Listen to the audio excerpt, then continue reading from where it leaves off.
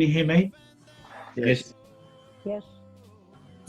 I'd just like to say, firstly, before Alan takes the floor, is thank you for coming to this webinar. This may not be your preferred method of accepting training, but at the moment it's our only alternative. But there are also some pluses. I could ask in this meeting who the furthest out. I know we have Fred in Toowoomba. Do we have anyone west of Toowoomba? Yeah, Roma's west of Toowoomba. Just a bit. We had Aileen yesterday in Brisbane. So the actual technology and doing training this way has allowed us to have people all over our district attend. So I thank you for attending. For you as presidents, or whatever your role, we certainly have some challenges ahead. We have challenges now, but in the future we'll have more challenges, especially when we get out of, when these restrictions die and post COVID-19. So for all of us, it will be a very interesting year. And for us to keep our clubs alive and viable and with vitality, that's certainly a challenge. Now, if this is the first time in your role, or one of many times in your role, please share that experience. All of us can learn. I'm being recycled. You're looking well in spite of that. This is my first go. From a district point of view, what I'm interested in is being of assistance to you and our district assistance to you as a club. This is what we're here for. So if you do have any questions or queries, we have a team, we have zone chairman, and we have others in our team, so please talk to us. If there are any issues that arise that have to be addressed, try to address them quickly. We as a district are not here to solve issues, but we are here to assist you. We can provide advice. In my role as district governor, my wish is to, or my theme is to make a difference through service, and I will emphasise, or my general thrust is to show that difference between fundraising for fundraising's sake, or for all our, there is a need to fundraise, but also those service projects, and those service projects that hit the heart, that actually drive our desire to be lions. And I know I need to reinforce that regularly. So that's my theme, and I'll speak more about that in future. From an administrative note, because of COVID-19 and possibly the lack of meetings in some of our districts or some of our clubs, we may lose some members, or we may lose members before, or we may have lost members while we've been in recess, in effect. If there are any membership changes in your club, please address them in my LCI before the end of June.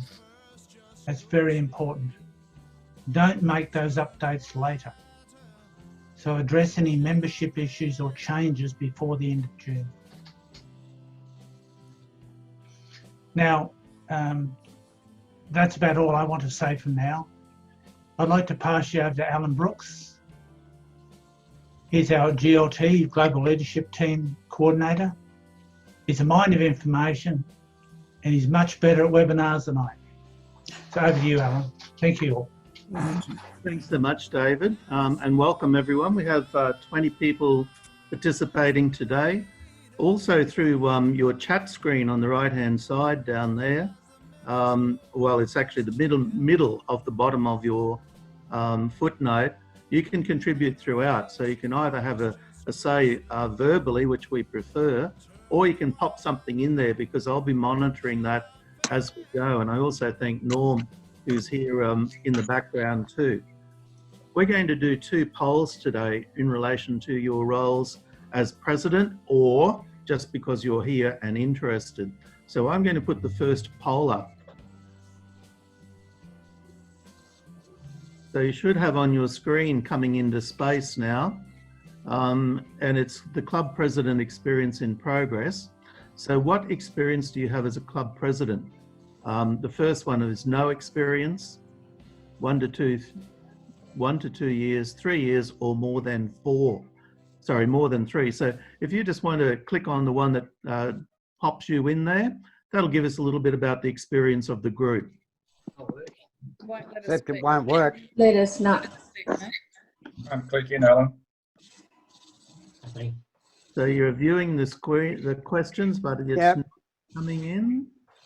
Host and panelists cannot vote and across the bottom. There you go. Well, we've just given you rights that have taken you out of that. So no, we're learning as we go. What I'm going to do is a screen share. Now, the screen share is a PowerPoint. We'll work our way through that and certainly have your say as we go. Don't forget about the chat as well. So we're going to go to screen share now. Okay, how are you going? Can you see that okay? Yep. Yes. Okay, so we'll just go to slideshow from the beginning. Yes. And certainly welcome. All right. And you can see yourself top dead center there. Yeah. I'm trying to print this off, but it won't print. All right. So what are we going to look at today? Here are the main areas. Some reference points, a bit of information. What is a leadership and what are the qualities of leaders? The challenges and the roles in that position. 3 key aspects of presidency. Legal responsibilities, we can't hide from them and nor should we. And then a little bit around human resources and materials. We'll talk a little bit about a traffic light survey. I'm sure some of you are familiar with that. It's a review process. And then we'll come back with a summary and feedback.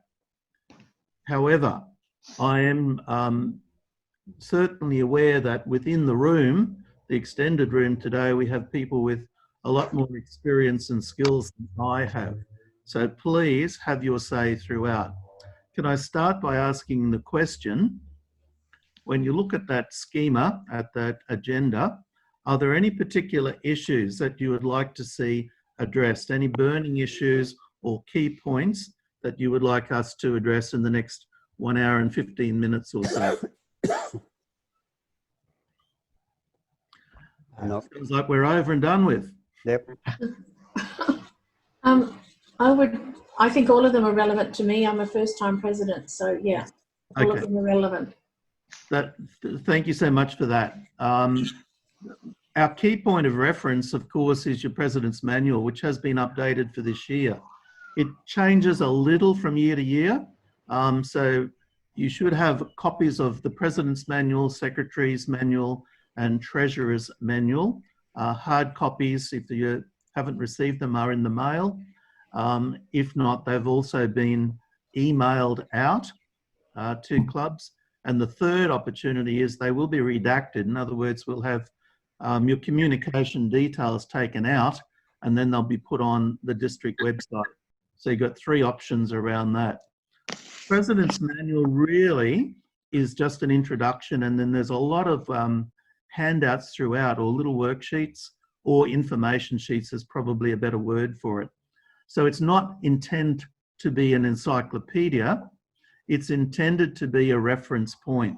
And I would hope that not just the president, but other club members will have a look at the President's Manual. One of the key things there to have a look at is the dates to consider, and then the activities throughout the year. Really, as a president, we're looking at 5 quarters. We're in the first quarter now, which is the preparation quarter, and the 4 quarters that follow will be your Lions year.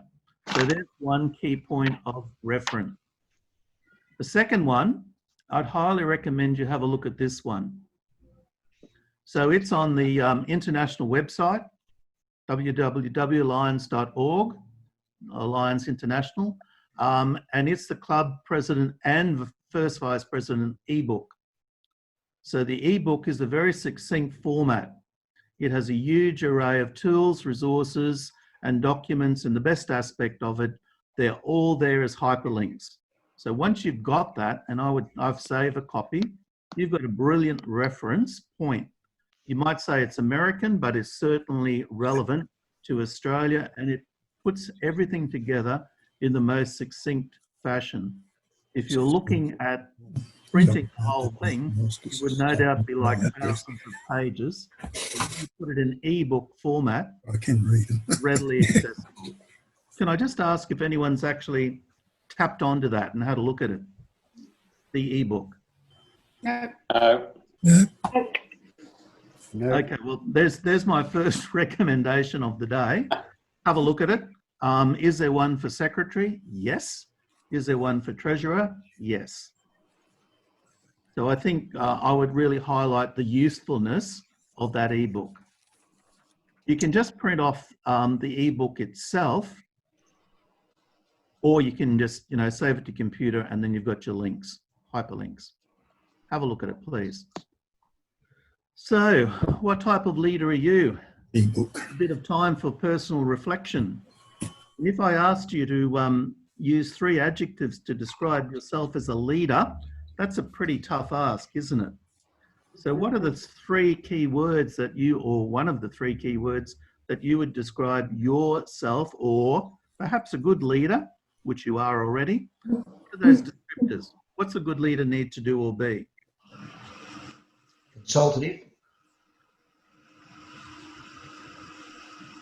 What was that? Sorry, Fred. Consultative. Yeah. You're not the font of all knowledge. Certainly. I think be organised. Yeah, I think that's an absolute key. We sometimes spend too little time on that organisation's phase. Once you're organised, so much else flows. Understanding, Alan.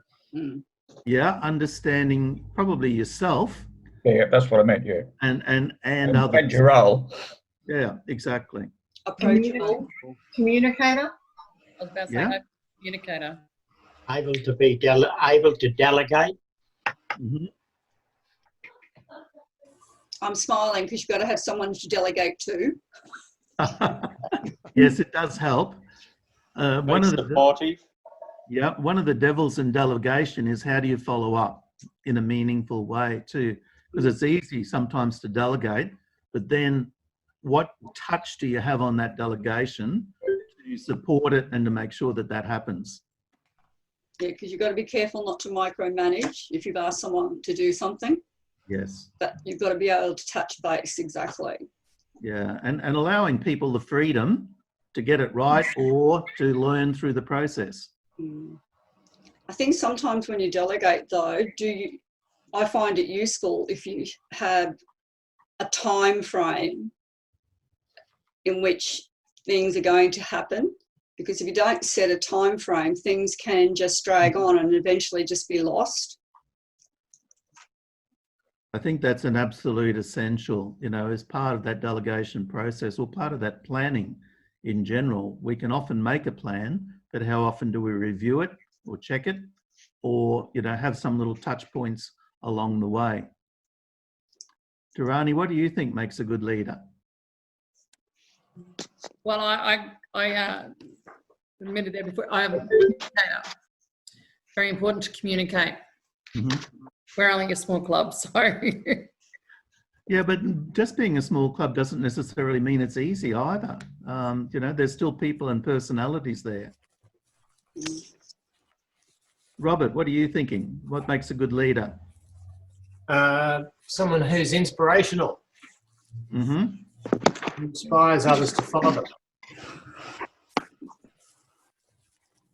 Okay. So I think all those are coming back to communication, organisation, someone that's inspirational, someone that has good interpersonal skills. So let's have a look at this one. Which side of the equation do you fit best?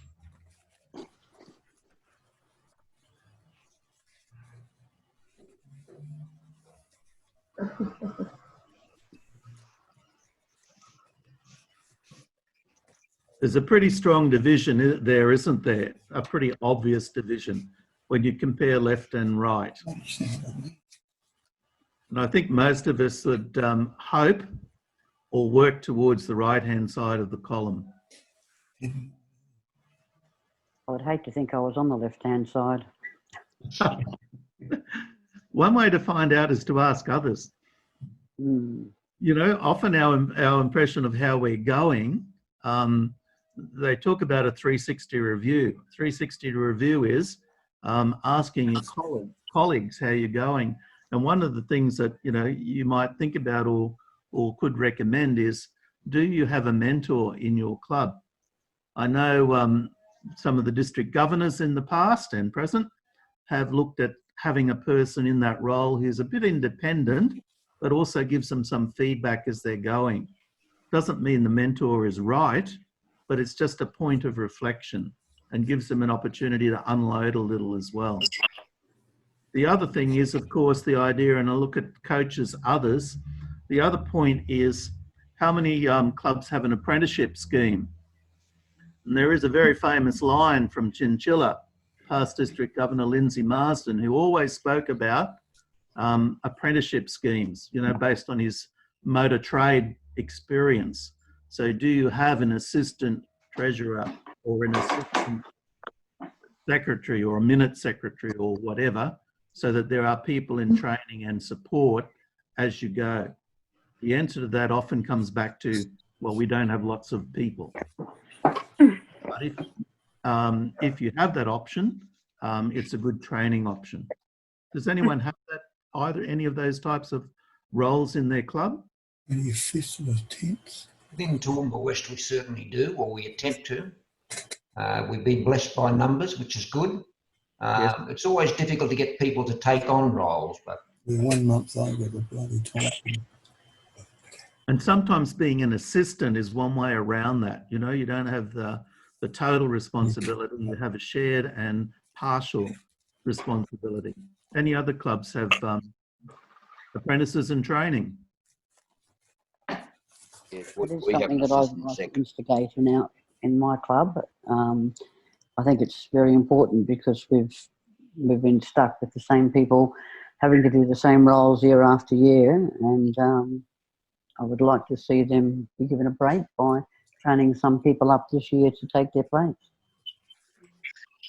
Yeah, burnout can be a problem, that's for sure. So how do you manage that balance?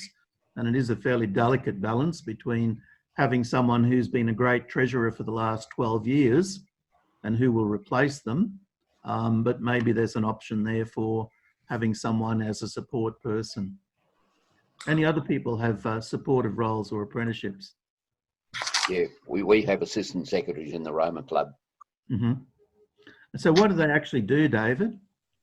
Usually take the minutes of the meetings, and so that the secretary just looks after all the correspondence and the inward, outward, and the assistant secretary just takes all the notes and everything else for the meeting and types them up and gives them back to the secretary to check. Okay, works well? It works well, yeah. Okay. So let's move on. A number of you, of course, have been presidents before. Some of you will be president for the first time. So can we just define, what do you think the most important role of a president is? Keep the club moving forward and to keep the club relevant within its community. Certainly, moving forward and relevant. Speak if you want, because it's on. Okay. I've lost my screen, guys. Yeah, can anybody hear Linda Flanagan? Yes. Yeah, we can hear you. I'm on my mobile. I can't get it working on my iPad. I think to be a good president, you must be a good listener. Mm-hmm. I think to be a good president, you're going to have Any other important roles of a president? Everybody, you know. I think you've got to be able to give direction, Alan, as well. There's the word. Needs to be a good leader. Direction, yeah. Mm-hmm. Yeah. Keeping everybody motivated and on track. Sure. You've got to be able to tie all the separate arms and legs of the group together into one. So Be a good cohesion person is manager. important. You've got to set the course of the club, the direction you're going in, and take the people with you. Yeah. I think the analogy of the leader being the man at the back with the rudder, keeping things on course and keeping that direction as good as it can be. You I think one of the words that hasn't been used up until now is a facilitator. Yeah, can you just expand a little bit on that, Fred? Well, I mean, I can only speak from our own club's point of view, where we have many arms of activity going on, and David, of course, is in our club, but of course we've got the Christmas Wonderland, we've got Farm Fest, we've got, you know, the usual barbecue situation, Happy Harry the Train, etc. Now, that has to be coordinated to some degree. You've got a lot of people moving around doing different things, and really it just takes welding that together to get that outcome. Important point. Any others around the most important role or roles of president? Keep listen to the members and keep them all happy, and whatever they come up with, back them. That's a really interesting one, Fred. You know, I think that way you're actually going to encourage people to come up with things, knowing that that backing will be there. Yeah. Has anyone said a listener role, Alan? Say again? Has anyone coughed up the idea your president should also be a listener? Has that been mentioned? Yeah, I think that came through. Righto. I might have dozed off. Yeah, the ability to listen and balance, I suppose, the airtime. So the airtime being how much time you listen and how much time you talk. And I'm doing a fair bit of talking at the moment, but I would also hope that leaders would be great listeners. And to be approachable. Yes. Approachable and sometimes available too. Yeah. The two probably go together. So we've got. If you got new members, encourage them to speak and come up with ideas for the club, and the club get behind them and help them. Fred, I think you've hit the nail on the head, because what we know, of course, is if you don't do that, what happens? Yeah, They walk. you lose your members. And the people that leave, walk out the door in the first 2 years of joining is significant. And that's one of the reasons they leave, one of the main reasons they leave. They came with an idea and a passion, but they haven't had the opportunity to have their say or be valued.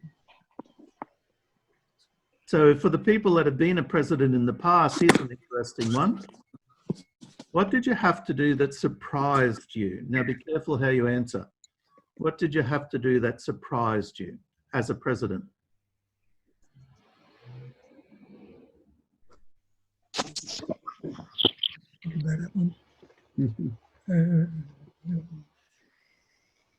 I'll give you a response. One of my unpleasant duties was talking to a club member that was causing a lot of dissension in the club. He was an aggressive, bombastic character who loved getting his own way. And I was surprised that someone like that would actually be a member of the Lions family. Had been tolerated for a long period of time. So that was one of the things that was a little surprise for me. And could I also say it was probably a bit of a surprise for him when we had the chat. Quite a few of them around.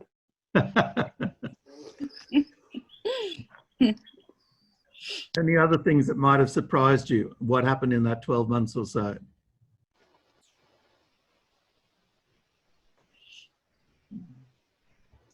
No surprises? Well, the only thing that surprised us this year is the COVID-19, and that came out of left field. Yeah, be prepared for the unexpected, eh? I think the first time you do president, there's so much that goes on that surprises you that you didn't know. I think you hit the nail on the head, David. Yeah, sometimes sitting on the other side of the table or participating in board and dinner meetings, you just think it happens. But certainly the saying is it just doesn't happen.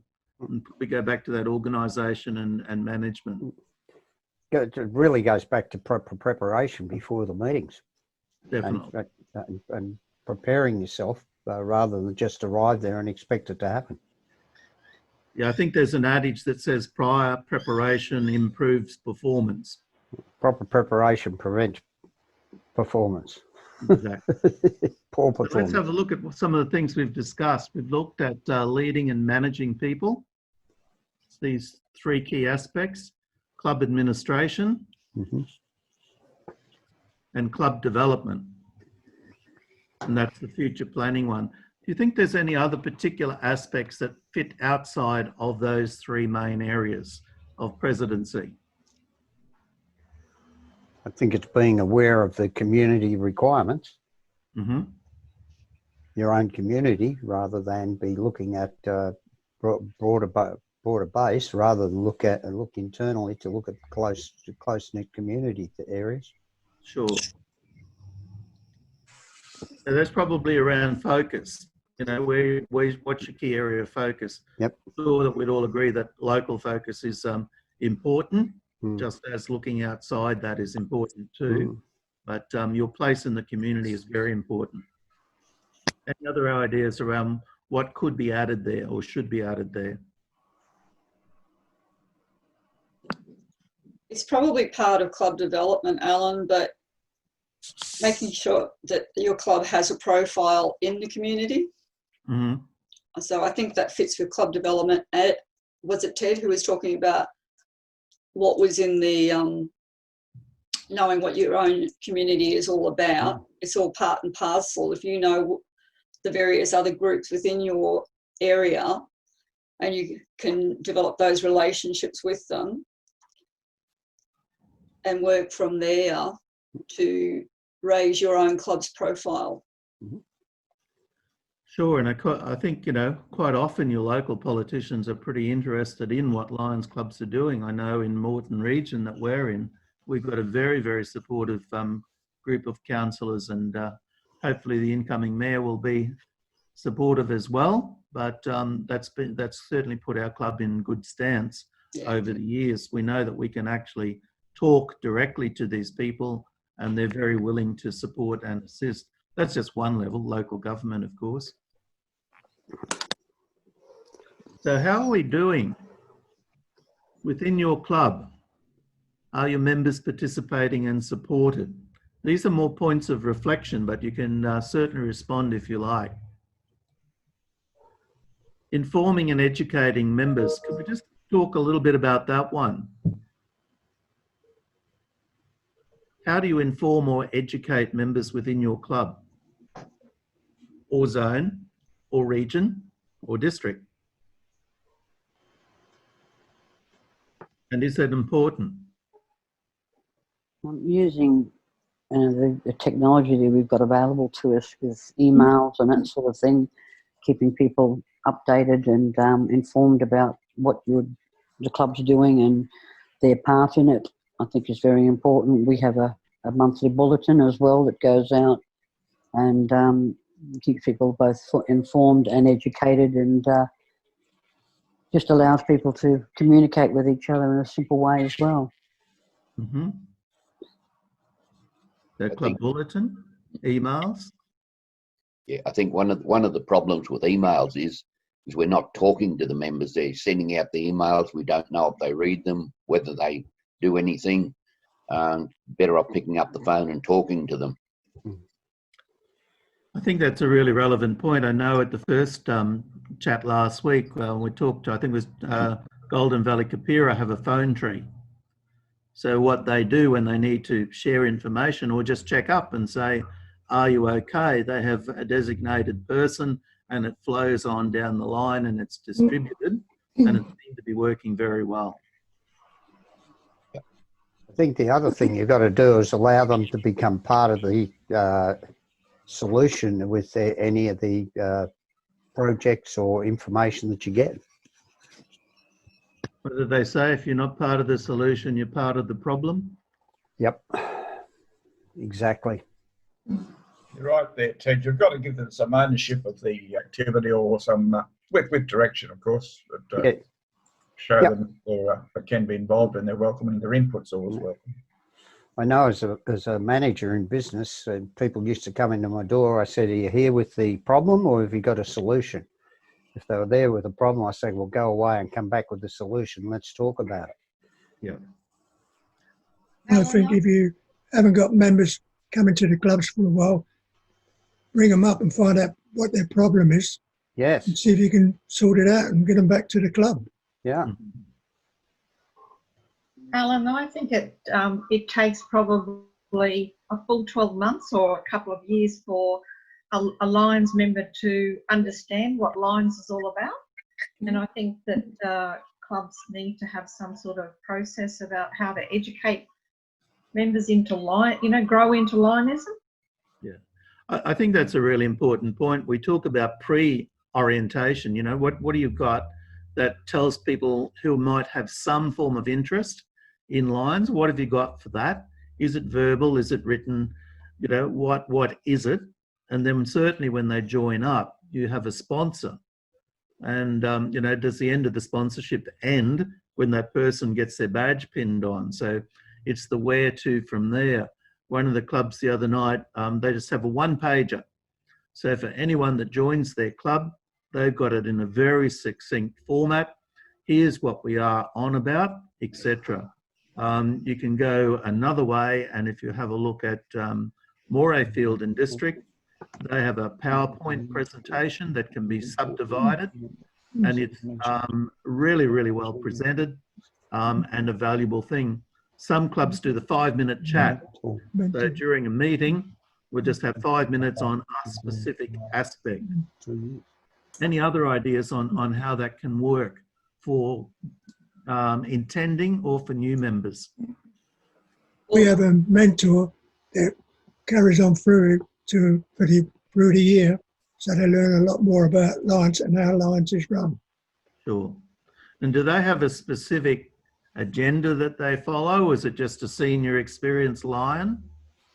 Using one of the senior Lions. One of the senior Lions runs through it with them for 12 months. A couple of the other opportunities that are available for people are the Guiding Lions course. It's quite a good opportunity to review, renew, and extend a little bit. Our district has the largest number of Guiding Lions in multiple districts. So people have certainly taken to that as an option. And the other one is that we talk about is institutes, and they've been running, 3 or 4 institutes around Australia. Of course, they're all on hold, not happening at the moment. But if you talk to anyone that's been to any of the institutes, they speak really, really glowingly about that opportunity to get out and participate with other members and share ideas and best practice. So there's a couple of other ways that we can do the informing and educating. Next one, how does your club recognise effort? So do you have a program or a process that recognises or rewards effort or activity?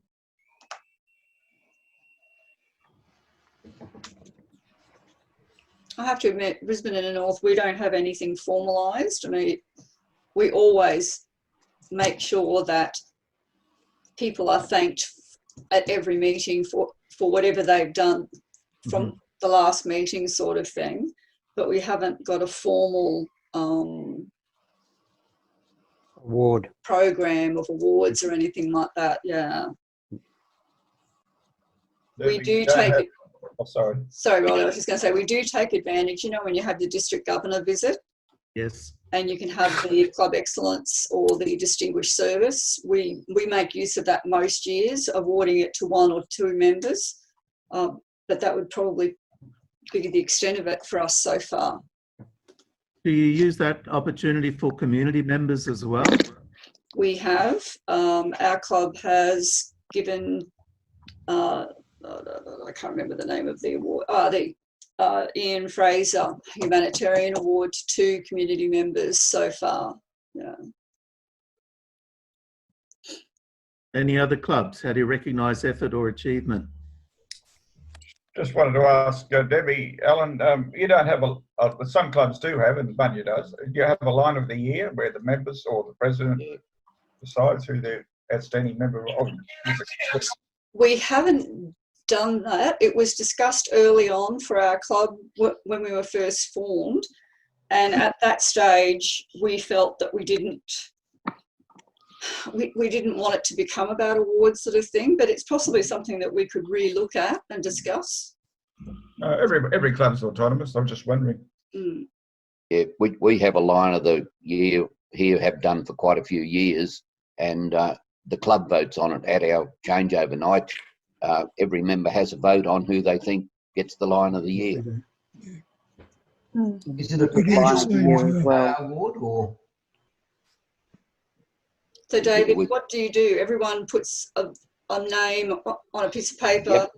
on Yes. the night. So it's, yeah. And then somebody tallies it all up and it's presented Yes. at the changeover. Well, the person that gives the award is Brian Reardon. It's a Brian and Charlene Reardon award. And he hands out the forms at the beginning of the meeting, and during the meeting, people tear off the bottom section with who they vote for, and then he goes around and collects them, and usually during the break, after the meal, before the official stuff, he tallies them up and gives it to the president. Okay. We've certainly made good use of those sorts of things. We've got a line of the year, which is a perpetual award, as well as the member getting their own plaque to keep at home. But we also have some fun awards, you know, things like the Farm Fest Award. And this year there's going to be one go to a lady actually who's an ex-GP. And she was out there bashing nails in with a hammer one day, and she's going to get the Sluggers Award. All of these are just meant to be a bit of fun within the club, but we make good use of them. This year we've got a William Tresice going to, a fellow who got out and helped with bushfires and droughts, not through anything that he planned with the club. It's just that that's what he felt he had to do, and put some massive efforts in. Okay, so we've got an array of different ways in which your club can support individuals. There are a few other ways that you can have a look and see how your club's going. One is the Club Quality Initiative. So it's a little process that you can run. How is your ratings? And you can have a look at how people within your club and external to your club, they've got some knowledge of it, can say how you're going in relation to particularly focus on your local community. And then, of course, there is Your Club, Your Way, which is one of the catch cries I know certainly from our district governor elect about supporting your club and its best efforts. Here's one that I'd recommend you have a look at. It's on the Lions International website, and it's called the Membership Satisfaction Guide.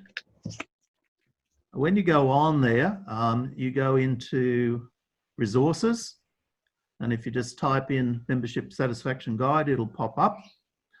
It's about 10 or 12 pages, but if you take 1 1/4 pages out of it, it will look at a survey for your club members in those 3 areas. You'll ask them how you're going with service activities. It'll give you some responses about their perception of club meetings.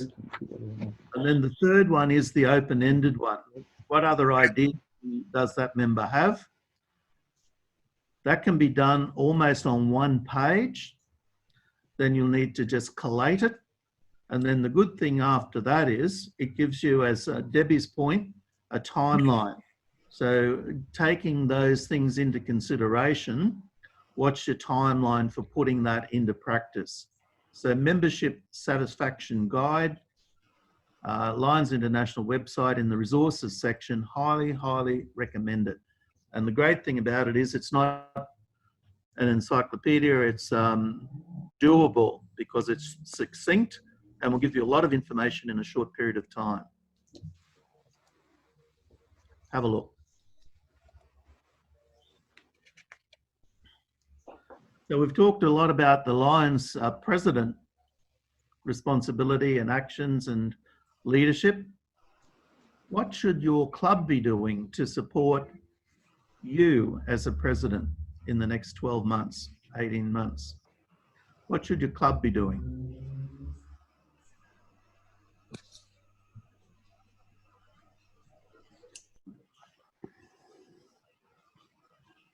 Susie, what would you like from your club? Me? Yes.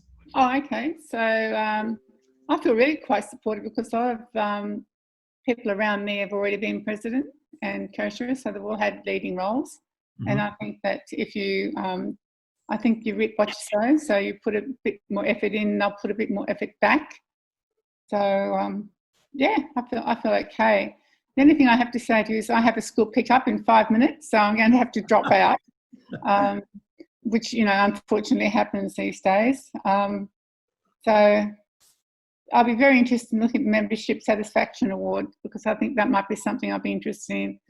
But we do, we're a good, strong club, so I think I'm lucky in that way.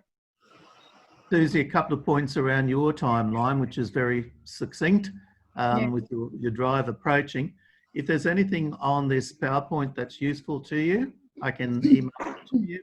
And the other aspect, you can send that off to me because I've got the, I've read it, the manual. Yep.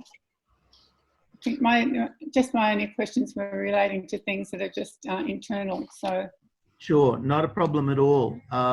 The other aspect throughout our conversation today, we do have a registration list.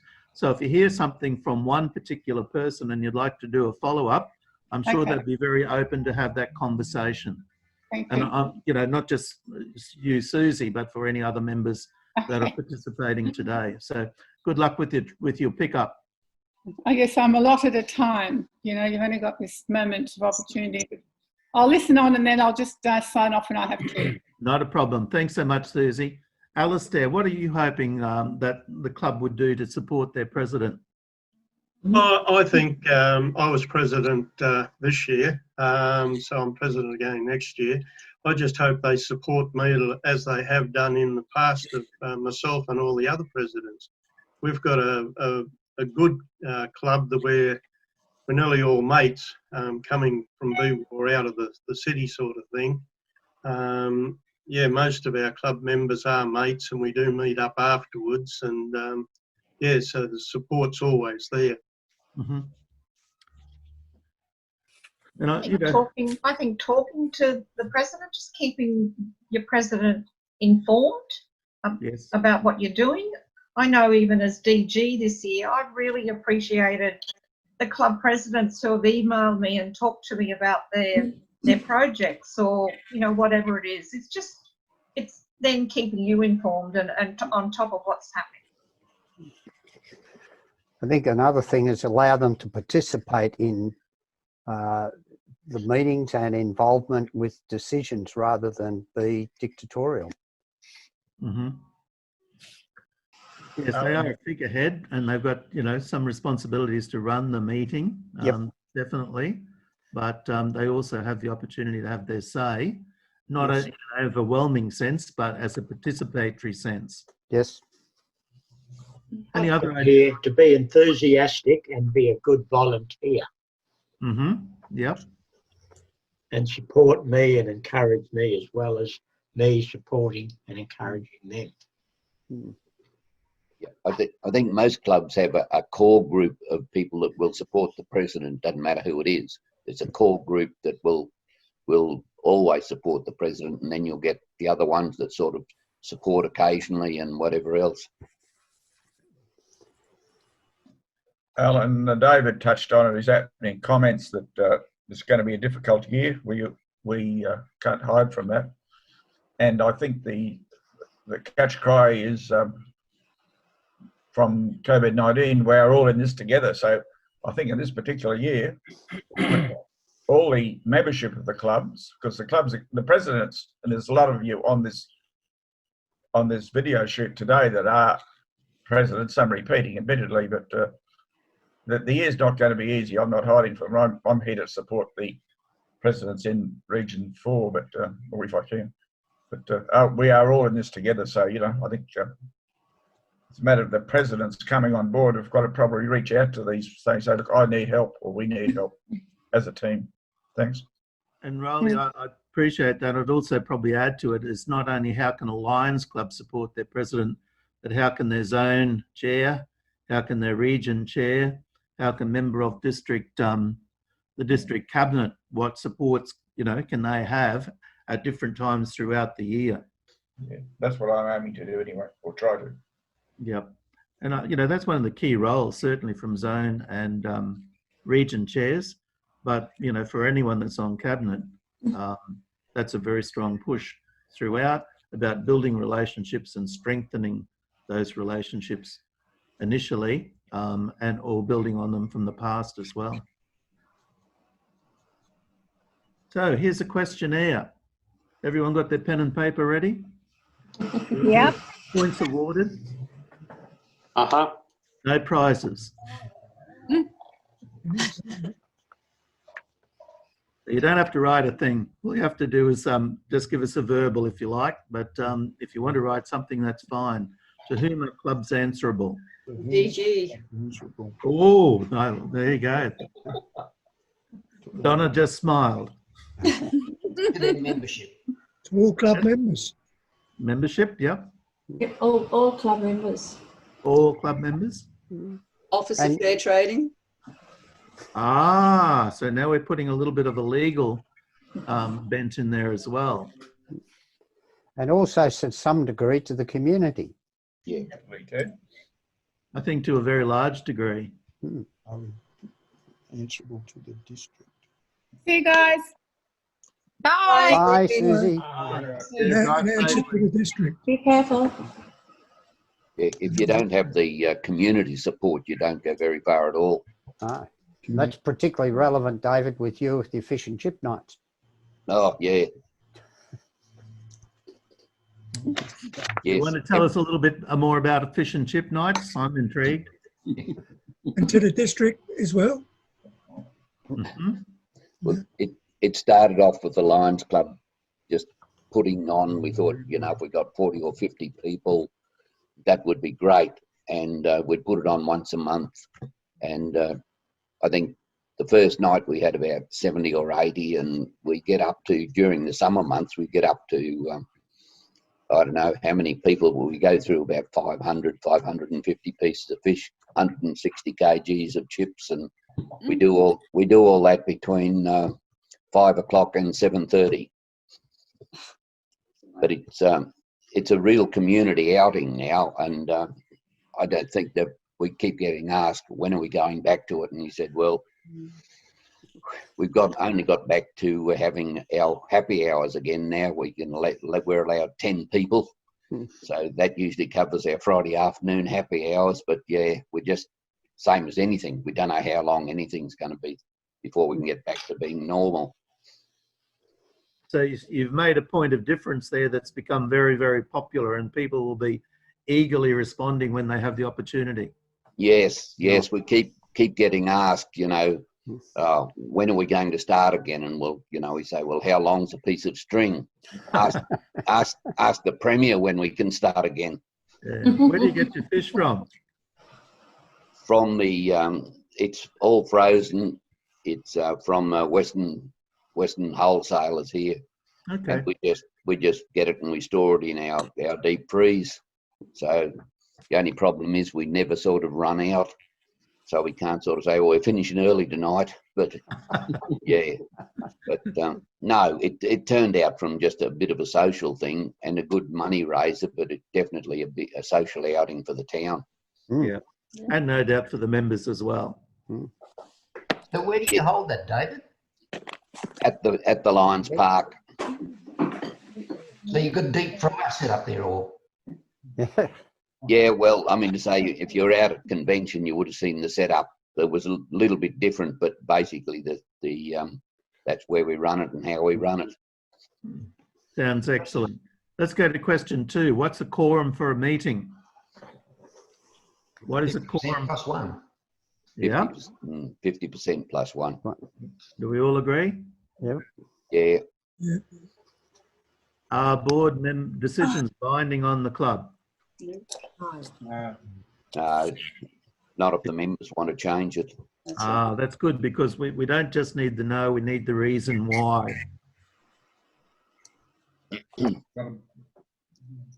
How many bank accounts should a club have? Two. Two. Minimum of two. You can have more. You can have more. And community. Admin and community. Okay. But some clubs have another account if they've got a major fundraiser or activity, don't they? Like when we did the Combined Services Club dinner, we set up a separate bank account for that so that the money, it's just easier that way for the treasurer. I think we have 11. Whoa. Haven't been on holidays lately, Fred, have you? I'm going to. Well, there you go. If you want to know how to have 11, have a chat to Fred. No. Hope you're not paying bank fees on them, Fred. No, we've got a good deal. Okay, next one. Who goes to a zone meeting, or who should go to a zone meeting? President, secretary, and the membership chairman, I believe. And anyone else who wants to go. And anyone else. Okay. That's, we talked about information about lines and talked a little bit about, I'll call it succession training. That's a really good way to involve club members, new members. Just take them along. So don't have to go independently, do a bit of car sharing when we can, and take them along to a zone meeting as another option. What's a PU 101? I give up. No idea, I'm sorry. One of those bits of paper that's supposed to be sent in. Okay, yeah. By the 15th of April.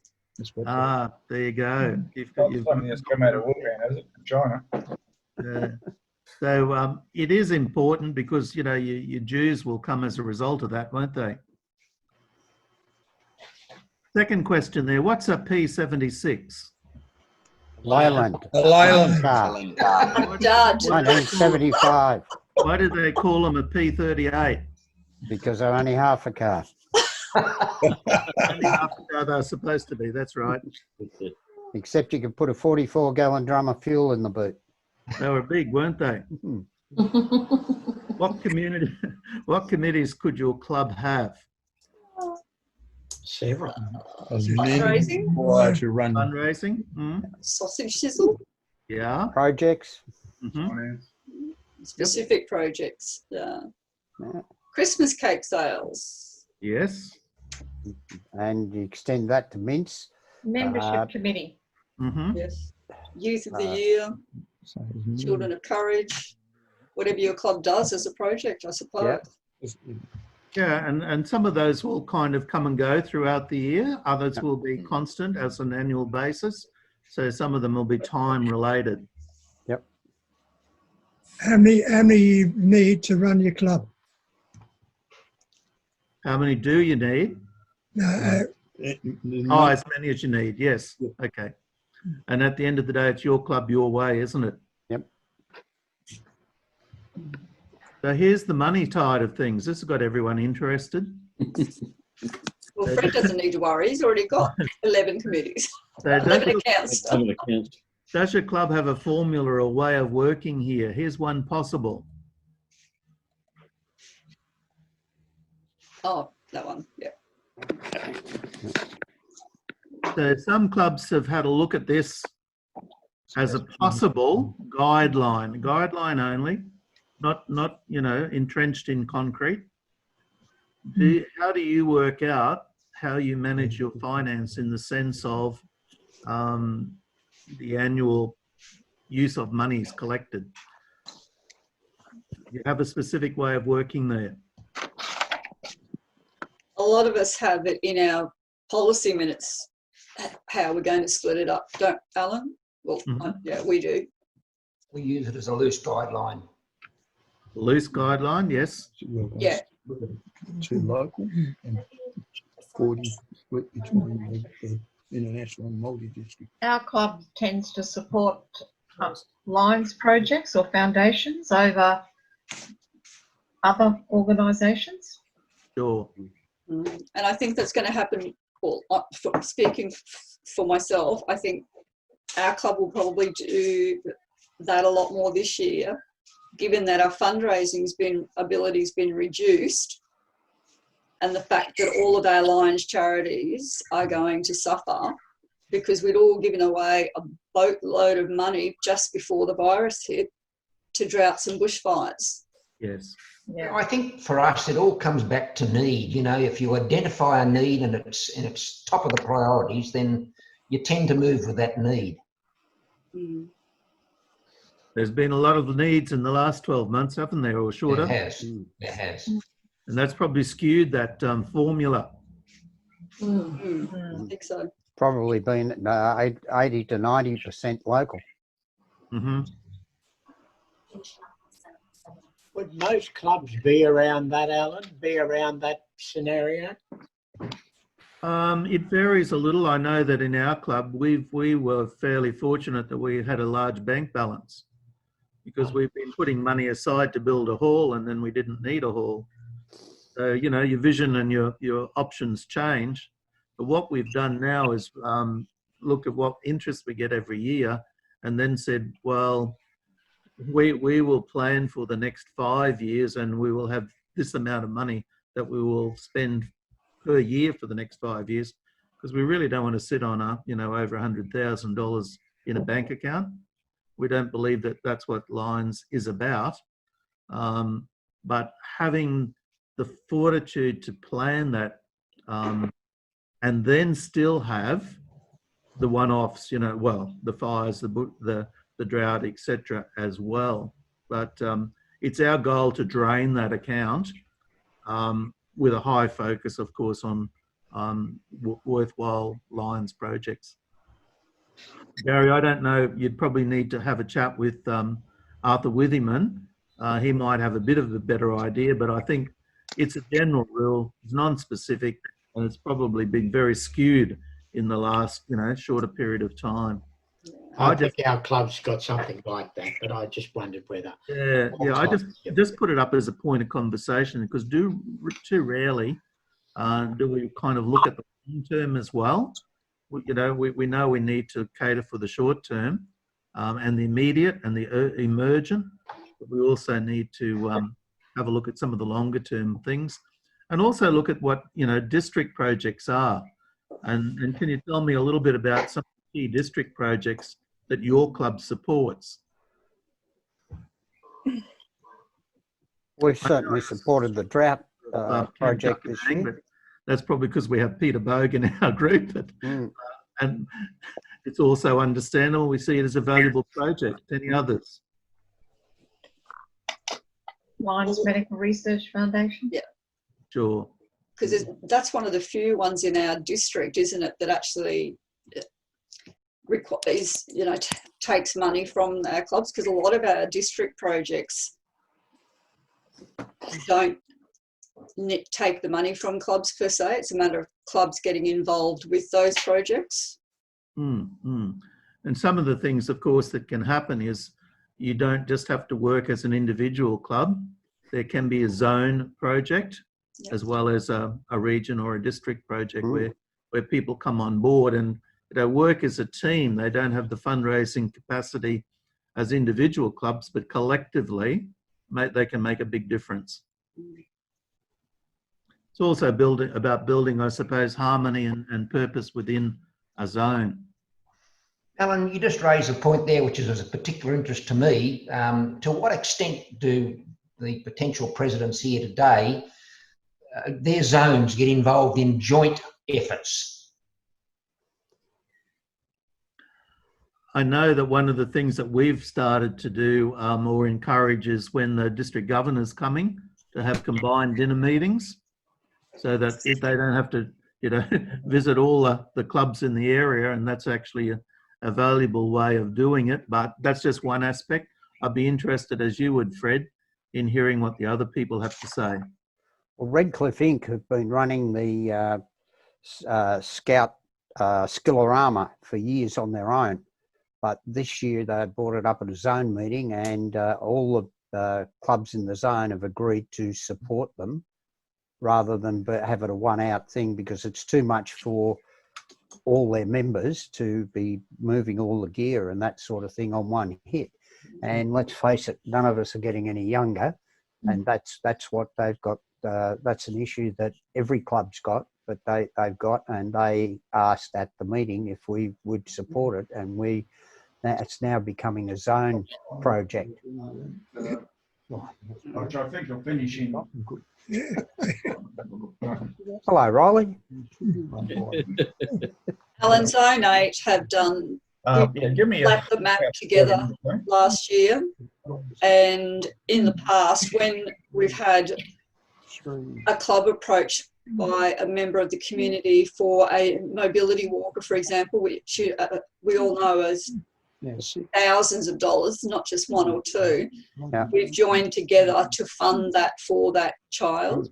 So, but they're not. It's not a regular thing. It's as needs be sort of thing. Well, these are the things I think moving forward that you've got to look for, because disposable income has now evaporated to the extent it was, and if you spread it across 4 or 5 clubs in a zone or district, then at least you've got a bigger opportunity to service that, in my opinion. Yeah, Fred, I'd have to agree, but I think it's money and manpower. You know, we know that the average age of a line is around 66. So next year, of course, 67, 60, you know, the way it's going. Yep. So I know that in our club, that's the crucial aspect, is that manpower, in setup and pull down, etc. And our limitations around that. Could I also say, when we've asked for help from neighbouring clubs, it's always come. You know? So sometimes we're just reluctant in actually asking. Yeah, I think we get reticent to put our hand up sometimes. Yeah. I mean, I'd like to talk to you about that at some stage, Ted, because, you know, we're all Lions. Yes. So by any means, Fred, just give us a contact. You know my phone number? I do, mate. Yep. Okay. Okay, we're going to move on. And we're very fortunate. Norm is just a font of knowledge. I was struggling for the right words there, Norm. Knowledge. Constitutional legal requirements. I'm just putting that up on the screen so you can have a look at it. And look, the key words there are, and it was alluded to earlier, yes, we do need to follow the law. Sometimes we find that a little bit annoying, but it's there. And lack of knowledge is not going to be really listened to when you have a problem. I think all clubs have some minor problem from time to time, but certainly using the Constitution, making sure it's up to date and current. Dawn, would you like to just talk to this page, please? Why not? The Constitution, you all know that's we just updated that probably 12 months ago now. So could I just ask all the presidents there to make sure that their club has actually registered the new Constitution, gone through the procedure. It was sent out to all clubs. At this stage, 12 months later, we've probably got about 60% of clubs registered the new Constitution. The other 40% hasn't. And we've sent out a request through the zonies to follow that up with all the clubs. So if you get a call from your zone chairman, you'll know what it's all about. You need to have the Constitution. All incorporated associations need to have a Constitution. The Lions Constitution itself, our club Constitution, we have to make sure that it's not in conflict with any of the other Lions Constitutions, because they all override ours.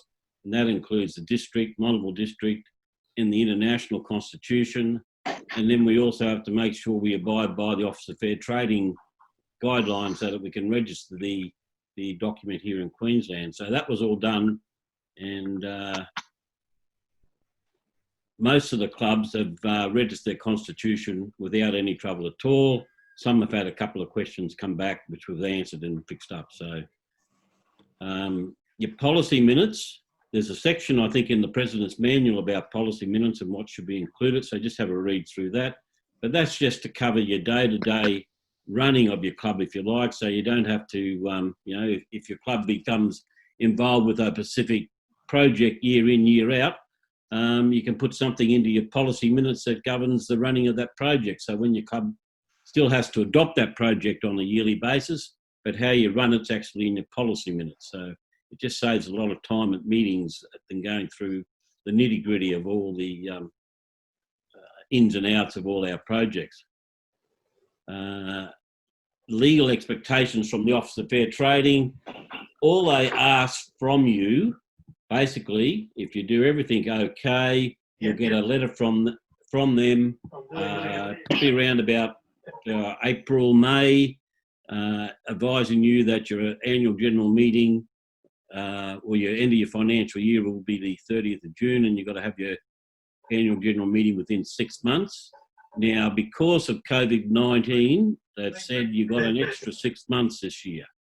So you actually don't have to have your annual general meeting until the 30th of June next year. I think that's probably, they brought that in because there may be challenges with a lot of clubs getting their accountant to audit their books for them, and you need to have your audit books, of course, adopted at your annual general meeting. So as far as that goes, as soon as you get your books audited, have your annual general meeting and complete the return forms and send them back. It is compulsory for all Lions clubs to have their books audited, irrespective of what your income is or how much your income is. We're classified because we have, all Lions clubs have an authority, they call it a certificate of sanction, that allows you as a Lions club to raise funds from the public. Because you have that certificate, you have to have your books audited annually. There's no exceptions to that. So all Lions clubs need to have their books audited.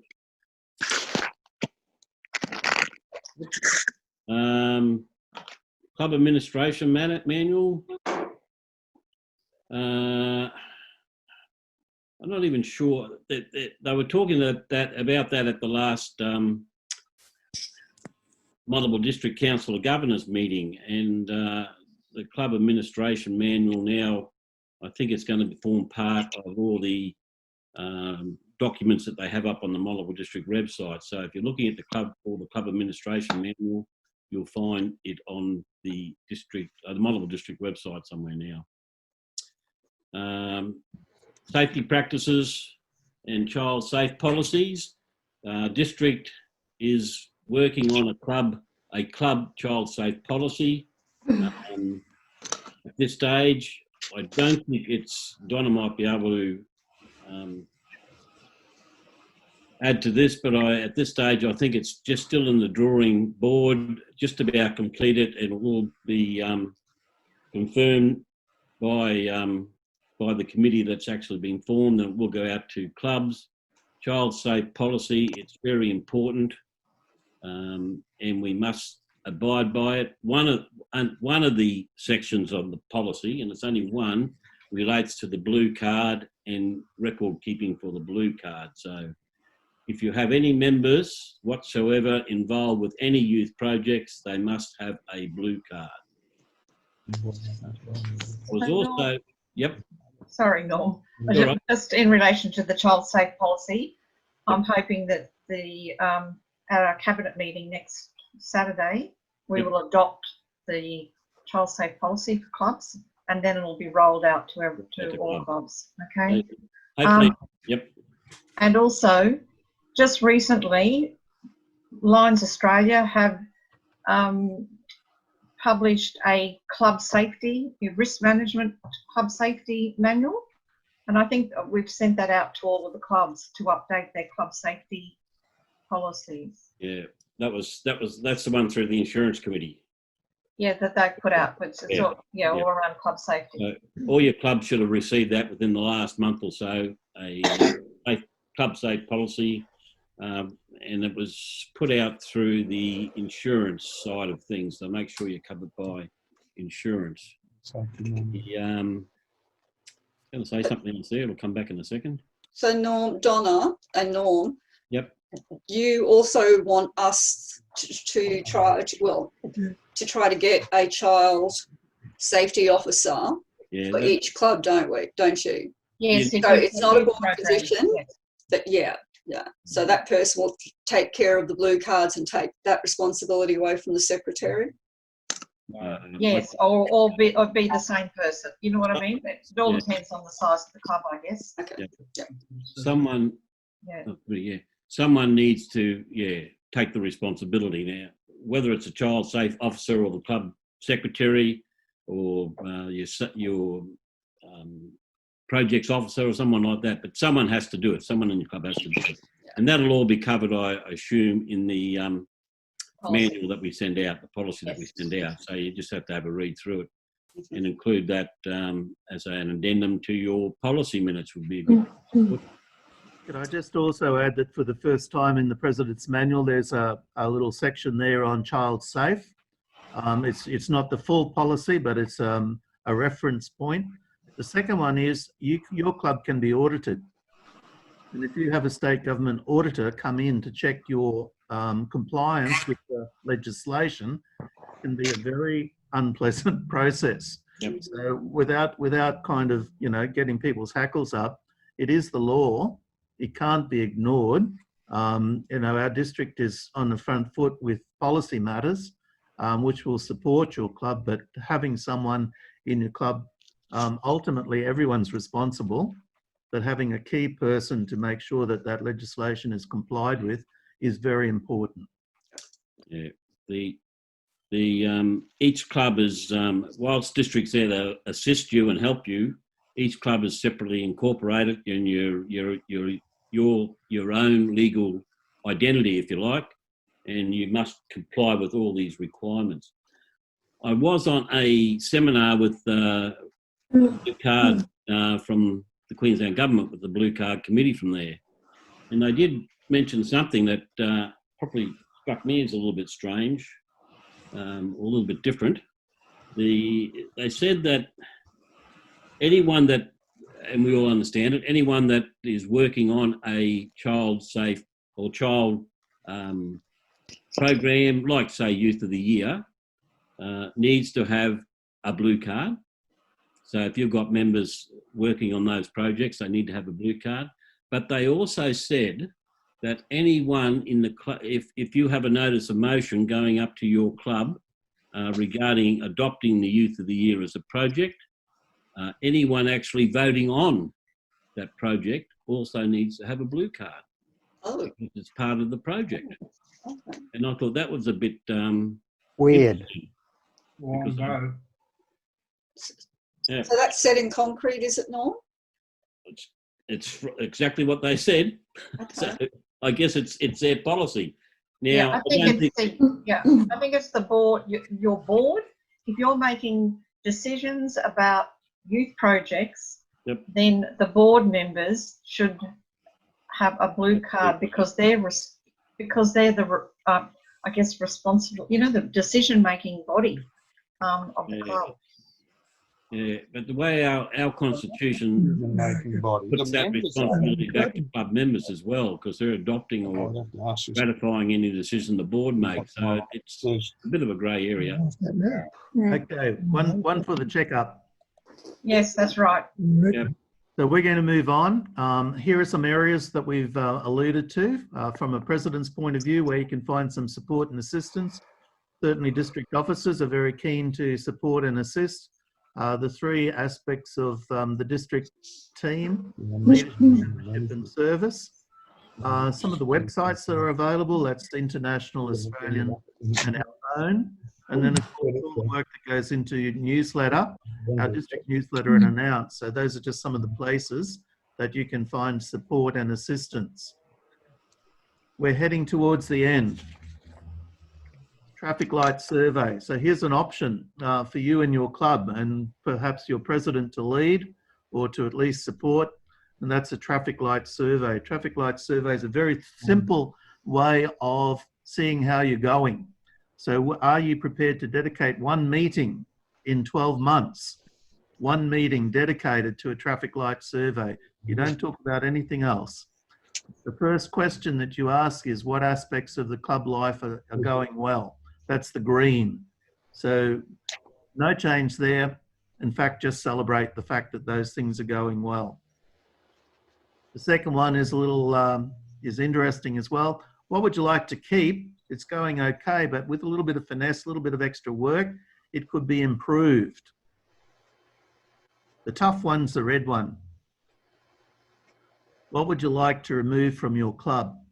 And I didn't say, who did you like to remove from So that's the one that, you know, is the bit of the tough one. But what options do you have with your club members? Have a look at it. If you like the traffic light survey, it's pretty similar to the one that I alluded to earlier on from International, that 1.25 pages, but that's a simpler format. Again, traffic light survey. Are you game to do it? Alan, question without notice, just before you close down. In regard to that traffic light survey, have you had any loose recommendation as to whether it should be done prior to the new president taking over? Of course, he or she may not have any authority anyway, so, or do you recommend it be done as soon as possible into the new Lions year? How things are going? What's your experience, basically? I think there's benefits both ways. I know when I left my job, my school had been reviewed just before me going. Had nothing to do with me going, by the way. So that was an extensive program, 3 days, 3 people, you know, ticking every box and checking everything. The good thing was that for the person that followed me, they had a very extensive review of every aspect of that school's administration. So that gave them a really good place to start from. So my experience actually there was, that was a good thing. However, I think either is fine. And look, you know, you can do it towards the end now, and that could lead you into then planning for the future. And I think now's the time to do that planning. So just from that point of view of planning, it can work anytime, but if you know, you're open, you're honest, give it a go and see what works for you. Okay, hope that, I'm not sure whether that answered your question, Rolly. Typical politician, don't worry about it. Yeah, I think I might have passed the parcel back to you. The bottom line is a game to do it, you know, yes. And how can you do it? The other aspect, Rolly, that I would add is sometimes you can have an outside facilitator come in and do that for you. Yep. So they can actually run the process as an independent person, and then they bring the responses back and they just share them. Ashgrove, the Gap, asked me to do that, and I think it was a worthwhile project. That they did all the data, they did the survey. I came back and just shared what they had said and facilitated that, and that seemed to work okay. Okay. Thanks. So in summary, what have we covered? We've had a look at operating within the law, supporting members in their roles, looking at the health of members in the club, and certainly we do need to look inward, not only outward, because retention is an absolute key to quality membership, retention. We've also talked about having a strategic direction and some ways that we can do that and the timeframes around it. We know that good clubs have a balance. Meetings are interesting and purposeful, and they can be challenging. We know we need to do business, but we also need to have guest speakers and other people involved. And then the last one. Hi, I'm back. Looking well. And that is, don't take yourself too seriously. No one else will. I think we'd all agree with that one. So where are we at? Here's my takeaway. Here's your takeaway. I'm going to ask you to write. Sorry, this is where we started. We've covered these reference points, etc. So that was in summary what we've looked at in the last hour and a half. Where to from here? This is where I ask you to do 3 things. As a person that participated today, and look, I do appreciate the support people that have been with us throughout. Here's the time to make a pledge. And what's your pledge if you're coming in as a president or you're one in the future? What are 3 things 3 things that you've thought about would be worthwhile doing in the short term as a result of our conversation today, or a result of your thinking? Has it given you a focus around something? What are 3 key things that you could do for yourself or for your club or for your club that would make a difference within a time frame? If you want to do 10 things, it won't happen. If you pick 3 things and you get one of them done, you'll have a sense of achievement. So my challenge to you is to make a little pledge. No one else will know what it is. It's completely up to you. What are 3 things in a short time frame, month, that you will do that can make a difference? And I'm going to leave you with that one. Not really, no. Before we finish, is there anyone that would like to add a comment? You think yourself, 3 challenges that you would like to achieve in your year. I would like a copy of the PowerPoint, if I may. We can do that. That'd be great. Do you need, if I can type in my email in the chat, or you have it? I have the emails for everyone. Of course. I wouldn't mind it either. Thanks, Alan. Okay, so what I might do is take the easy road there and send it out. If you don't want it, just delete it. Does that make sense? Makes sense. Of course. That's great. Do with it what you will. Just one question, Alan. The policy minutes. Yes, Gary. The manual says the first meeting. I've just read out the other day, it's a massive statement that needs a bit of work. Yeah. As long as that was in the first month, would that be okay? Look, probably Norm can correct me here, but my understanding is you can update your policy minutes at any time during the year. At any time, right, Norm? Right. Okay. Yeah, you usually adopt them at your first meeting of the year. Yeah. But they can be changed at any meeting. I think they need a little bit of work, so I want 1 or 2 with me to sort of finalise on that. Well, you can probably adopt them as they are and then do a full review of them and do the changes and re-adopt them later in the year. Yep, thanks, Norm. Gary, a clause we put in ours, policies, was to do at the first meeting or within 60 days of the new board taking office, or the changeover of office bearers. Right. But you'll have to work with what's your existing policies, Norm said, for now and then. That's just a bit of an extension of time for next when you review them again or adopt them again. Thanks, Ron. Gary, we had just a committee of 3. We did the legwork with the highlighters and etc., and then brought it back to the meeting, and it was ratified in a hurry that way. Yeah, that's what I'm thinking, actually. Yep. Thank you. Just to conclude, I'd like to thank each and every one of you for the time that you have committed this afternoon. I want to wish you a fantastic year ahead. Look forward to catching up with you around the ridges. I have a poll for you to complete, and that's rating the webinar 1 to 5. But of course, because we've made you all key people, you can't access that poll. However, I invite you to give me a phone call, send me a text, or a couple of points on an email. I'm very interested in your feedback because we're all learners in this mode of presentation. We've learned a lot in the last 6 options, 6 opportunities for President, Secretary, Treasurer, doubled up now.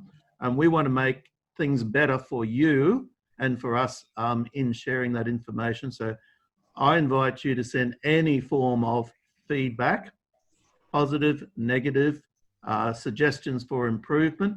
And I'm really sincere in my application, in my request for you to be involved. So if you'd like to do that, I would appreciate it. Finally, I'd just like to say thank you so much for 1, your participation, and 2, for everything that you do for Lions and the community beyond it. And also thanks to the support crew that have been there in the foreground and in the background today. I do appreciate it. All the best, everyone. Alan, can you stay on for me for a little bit? Thank you. I've enjoyed it. Thank you very much. Thank you, Alan. Thank you very much, Alan. Thanks, Alan. Bye-bye now. Bye. Bye. Yeah, Okay. Bye. Good. Goodbye, everybody. Goodbye. Dave.